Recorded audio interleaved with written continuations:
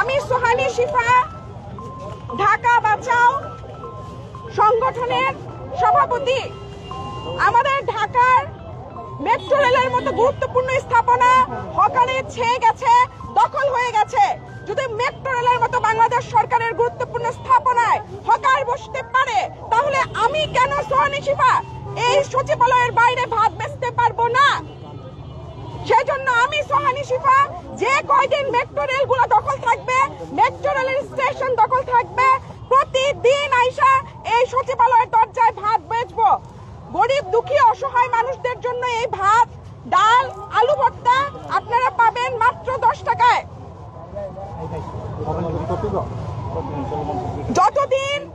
যতদিন metro rail station দখল থাকবে, সেই প্রতিবাদে আমি এখানে 10 টাকায় ভাত বেচবো।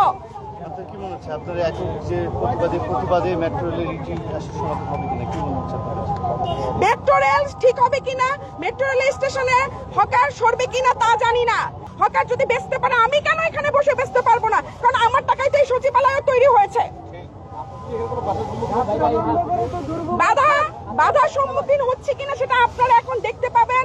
কারণ আমি বেশ কিছুক্ষণ যাবতীয় সচিবালয়ের দরজায় ভাত বিক্রি করছি। যদি কেউ ফ্রাইড রাইস, পানি ইত্যাদি বিক্রি করতে চান, তারা আসতে পারেন। আমার মনে হচ্ছে এখানে গ্রাহক বেশ ভালো, অনেক গ্রাহক। আমরা প্রথম থেকে আসার পরে অনেকগুলা প্লেট বিক্রি করতে পেরেছি। এই যে এখন ইনিও আছেন, একজন ভাতের প্লেট নিয়েছেন 10 টাকায়। আমরা ভালো এখানে রেসপন্স পাচ্ছি ভাতের।